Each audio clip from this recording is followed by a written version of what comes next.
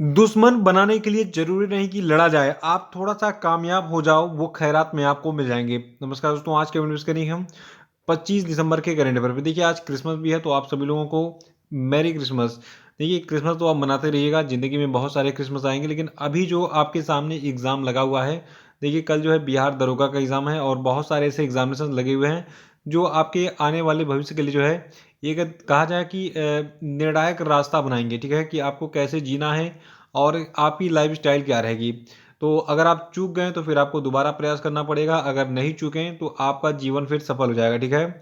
तो लगे रहिए और हमारी तरफ से बहुत सारी शुभकामनाएँ आप सभी को बिहार दरोगा एग्ज़ाम के लिए। तो देखिए, जो हमारा 25 दिसंबर का करंट अफेयर का सेशन है, इसको हम कंप्लीट कर लेते हैं। देखिए, आज का हमारा पहला प्रश्न है कि राष्ट्रीय उपभोक्ता अधिकार दिवस यानी कि नेशनल कंज्यूमर राइट्स डे जो है, ये कब मनाया था है? तो देखिए, राष्ट्रीय उपभोक्ता अधिकार दिवस को हम 24 दिसंबर को मनाते हैं और इस दिन जो है 1986 में, यानी कि 24 दिसंबर के दिन 1986 में उपभोक्ता संरक्षण अधिनियम 1986 को राष्ट्रपति की सहमति प्राप्त हुई थी और इस प्रकार ये लागू हो गया था। इसीलिए इस दिन को याद करने के लिए राष्ट्रीय उपभोक्ता अधिकार दिवस मनाते हैं हम 24 दिसंबर को। देखिए, इस बार राष्ट्रीय उपभोक्ता दिवस जो आपका है, इसकी थीम रही प्लास्टिक प्रदूषण से निपटना। और देखिए, हमारे इस चैनल पे जो है, जो आपका ईयरली करंट अफेयर का वार्षिकांक है, ठीक है? तो इसका वीडियो आ चुका है, कल रात में मैंने इसको अपलोड किया था। तो आप सभी इस वीडियो को देख लीजिएगा, इसमें पीडीएफ भी आपको मिल जाएगी। तो 2021-22 का जनवरी से लगाए, कब से कब तक? जनवरी से लगाए दिसंबर तक के जो है, आपको कुल 500 मोस्ट इंपॉर्टेंट प्रश्न मिलेंगे इस वीडियो में। और इसके बाद मैं आपको एक पीडीएफ भी प्रोवाइड कराऊंगा, जिसमें जनवरी से दिसंबर तक के जो है, टोटल आपके 3000 प्लस करंट अफेयर होंगे। और इन 3000 प्रश्नों को अगर आप पढ़ लेते हैं, इसको पढ़ने में मुश्किल से आपको 2 से 3 घंटे लगेंगे। तो 3 घंटे में आप पूरे साल के जो है करंट अफेयर को रिवाइज़ कर सकते हैं, लेकिन उससे कम समय में अगर आप रिवीजन करना चाहते हैं, तो आपके लिए ये वीडियो रामबाण साबित हो सकता है। इसको ज़रूर देख लीजिएगा। ये वीडियो आपको इसी चैनल पे मिल जाएगा। अगला प्रश्न है कि केंद्र सरकार ने किस कैटेगरी में महिला कमांडो को शामिल करने की घोषणा की है? तो देखिए, केंद्र सरकार ने कहा है कि अब जेड प्लस सुरक्षा में महिलाएं भी, यानी कि महिला कमांडो भी जो है शामिल हो सकेंगी। देखिए, केंद्र सरकार ने देश में वीआईपी सुरक्षा को लेकर अभी हाल ही में बहुत बड़ा अपडेट दिया है। देखिए, इसके अंतर्गत सीआरपीएफ जो आपका है, यानी कि सेंट्रल रिजर्व पुलिस फोर्स जो है, इसने अपनी वीआईपी सुरक्षा इकाई में 32 महिला कमांडो की अपनी पहली टुकड़ी को तैयार भी कर लिया है और अब इनको जो है, दिल्ली में स्थित जो आपका शीर्ष जेड प्लस सुरक्षा घेरा प्राप्त लोगों की सुरक्षा करने का काम है, ये सौंपा जाएगा। देखिए, जेड प्लस सुरक्षा होती क्या है, ये आप जान लीजिए। देखिए, जेड प्लस सुरक्षा देश की दूसरी सबसे बड़ी सुरक्षा है।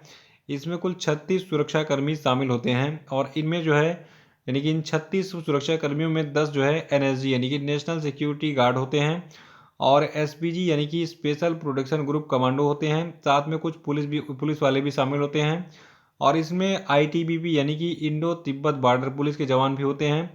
सीआरपीएफ, यानी कि सेंट्रल रिजर्व पुलिस फोर्स के जवान भी इस सुरक्षा घेरे में शामिल होते हैं, 36 लोगों के। तो ये था आपका जेड प्लस सुरक्षा के बारे में जानकारी। याद रखिएगा, केंद्र सरकार ने जेड प्लस सुरक्षा में महिला कमांडो को भी जो है, अब शामिल करने की घोषणा की है। अगला प्रश्न हमारा कि हाल ही में किस राज्य के मुख्यमंत्री ने राज्य के दुर्गम और पिछड़े क्षेत्रों में स्वास्थ्य सेवाएं उपलब्ध कराने हेतु मुख्यमंत्री वायु स्वास्थ्य सेवा एयर एम्बुलेंस की शुरुआत की है? तो देखिए, ये राज्य आपका उड़ीसा है। याद रखिएगा, उड़ीसा के जो मुख्यमंत्री नवीन पटनायक हैं, इन्होंने भी हाल ही में उड़ीसा के दुर्गम और पिछड़े क्षेत्रों में स्वास्थ्य सेवाएं उपलब्ध कराने के लिए मुख्यमंत्री वायु स्वास्थ्य सेवा एयर एम्बुलेंस की शुरुआत की है। और इस योजना के तहत पहले चरण में जो आपका उड़ीसा राज्य है, इसने उड़ीसा के 4 जिलों, कौन कौन से जिले? मलकानगिरी और नबरंगपुर, कालाहांडी और नुआपाड़ा के लोगों के लिए जो है, निःशुल्क सेवाएं प्रदान की। देखिए, उड़ीसा राज्य की बात करें तो यहाँ के मुख्यमंत्री बहुत ही अच्छे हैं। इनका नाम है नवीन पटनायक। इनकी योजनाएं काफ़ी अच्छी होती हैं, पूरे साल भर इन्होंने बहुत अच्छी अच्छी योजनाएं लॉन्च की, कल्याणकारी योजनाएं।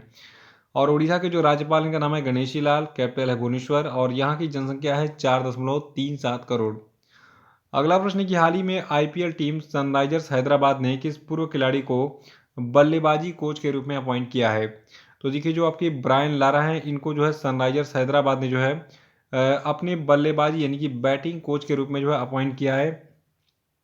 अब जो है, जो आपके ब्रायन लारा हैं, ये आईपीएल टीम सनराइजर्स हैदराबाद को जो है क्या करेंगे, बैटिंग की कोचिंग देंगे। इसके साथ साथ ये जो है स्ट्रेटजिक एडवाइज़र की जिम्मेदारी भी संभालेंगे आईपीएल की टीम सनराइजर्स हैदराबाद के लिए। और अगला प्रश्न हमारा है कि हाल ही में केंद्र सरकार ने अप्रैल 2022 से 100% साक्षरता के लिए किस अभियान को शुरू करने की घोषणा की है। तो देखिए ये साल 2021 समाप्त होने वाला है और अगले साल अप्रैल 2022 में एक योजना लॉन्च होगी जिसका नाम होगा नव भारत साक्षरता अभियान। और इस अभियान के तहत जो है एक टारगेट बनाया गया है पूरे भारत में 100% जो है साक्षरता का। और इस अभियान के लिए जो है ऑनलाइन और ऑफलाइन माध्यम से पूरे भारत में 15 वर्ष व इससे अधिक आयु वर्ग के जो 5 करोड़ निरक्षर लोग हैं इनको साक्षर बनाने का लक्ष्य रखा गया है। तो ये डिटेल्स है नव भारत साक्षरता अभियान के बारे में। ये कब शुरू होगा? अप्रैल 2022 में। अगला प्रश्न है कि हाल ही में अमेरिका के ह्यूस्टन में बन रहे इटर्नल गांधी म्यूजियम को अमेरिकी रेस्क्यू प्लान के तहत फोर्ट बेंड काउंटी से कितने लाख डॉलर का अनुदान मिला है। सबसे पहले तो प्रश्न में ही एक प्रश्न है कि किस स्थान पर इटर्नल गांधी म्यूजियम का निर्माण किया जा रहा है। तो उसका निर्माण अमेरिका के ह्यूस्टन में किया जा रहा है और इसको भी हाल ही में अमेरिकी रेस्क्यू प्लान के तहत फोर्ट बेंड काउंटी से जो है टोटल 4.75 लाख डॉलर का जो है क्या मिला है, अनुदान मिला है। देखिए जो आपका ये संग्रहालय है इस विशेष संग्रहालय के निर्माण में काफ़ी मदद मिलेगी इस अमाउंट से। और ये जो म्यूजियम बन रहा है ये अमेरिका में महात्मा गांधी की विरासत और आदर्शों के संरक्षण की दिशा में एक बहुत बड़ी पहल है। अगला है कि किस भारतीय खिलाड़ी ने यूरोपियन देश जिसका नाम क्या है मोंटेनेग्रो, तो यहाँ पर आयोजित हुई स्कीइंग की अंतर्राष्ट्रीय प्रतियोगिता में कांस्य पदक जीता। तो देखिए भारत की एक महिला है आंचल ठाकुर, यहाँ पे इनकी फोटो दिख रही है आपको। देखिए स्कीइंग क्या होता है, बर्फ़ पे जो नहीं फिसलते हैं, देखिए इनके पैर में एक लंबा सा जूता है और ये डंडे की मदद से जो है बर्फ़ पे फिसल रही हैं, इसमें रेसिंग होती है। तो इसी प्रतियोगिता को हम स्कीइंग कहते हैं।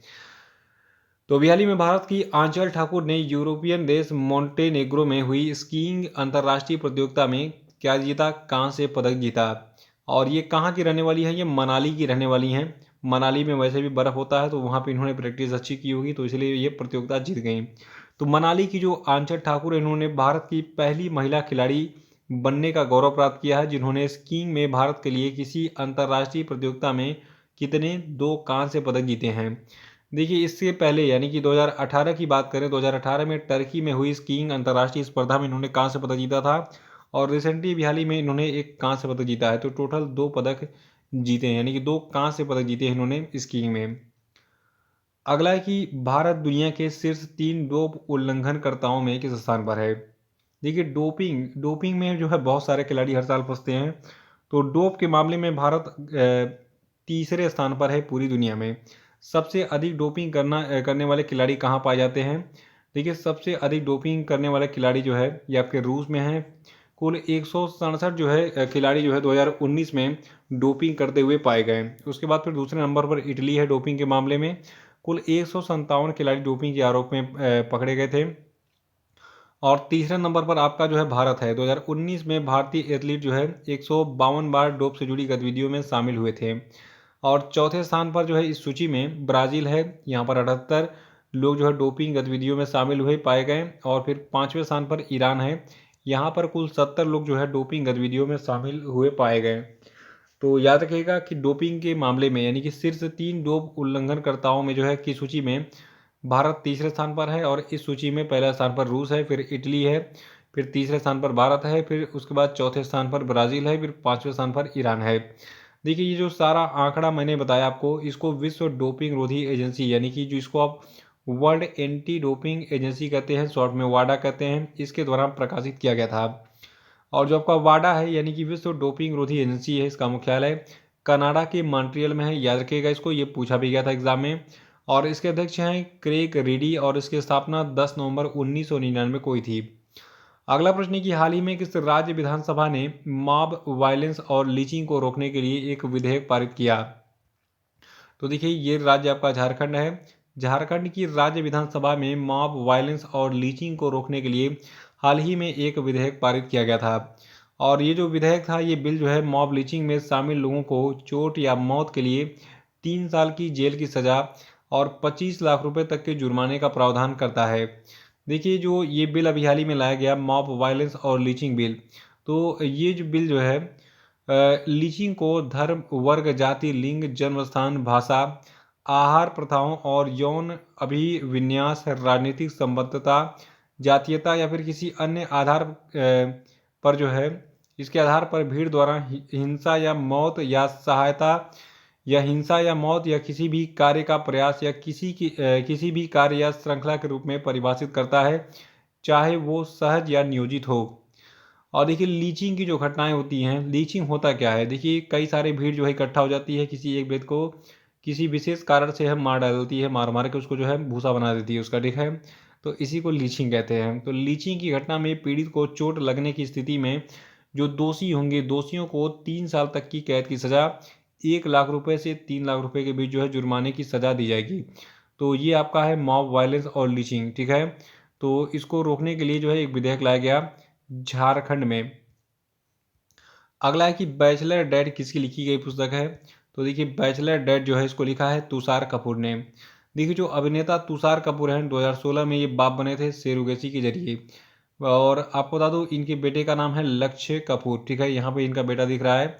तो ये सिंगल फादर बने थे, इन्होंने बिना विवाह किए जो है सेरुगेसी की मदद से जो है पिता बनने का एक तरीके का सौभाग्य प्राप्त किया था। देखिए जो अभिनेता तुषार कपूर थे, इन्होंने अपनी पहली किताब बैचलर डैड में थोड़ा अपरंपरागत रोड टू फादरहुड की अपनी यात्रा को साझा किया है। और जो ये किताब है बैचलर डैड, इसके कवर पेज पर इन्होंने अपने बेटे को ले जाते हुए दिखाया गया है। यहाँ पे देखिए फोटो दिख रही है। तो बैचलर डैड जो है इसको लिखा है तुषार कपूर ने। तो ये थे आपके आज के सभी महत्वपूर्ण करंट अफेयर। और अब हम बात करेंगे आज के सभी क्वेश्चन अपडेट पे। तो कमेंट बॉक्स में सभी लोग आंसर देते रहेंगे, और जिन लोगों ने वीडियो को लाइक नहीं किया उसको लाइक कर दें, फिर आगे बढ़ते हैं। देखिए पहला प्रश्न आपके लिए कि भारत में हर साल किस तिथि को राष्ट्रीय किसान दिवस मनाता है। तो देखिए ये दिवस कब मनाता है ये मैंने आपको कल के वीडियो में बताया था, तो कल का वीडियो देख के रिवाइज कर डालिएगा। अगला प्रश्न आपके लिए कि हाल ही में किस राज्य सरकार ने ट्रांसजेंडरों को पुलिस में 1% आरक्षण देने की घोषणा की है। आंसर बताइए।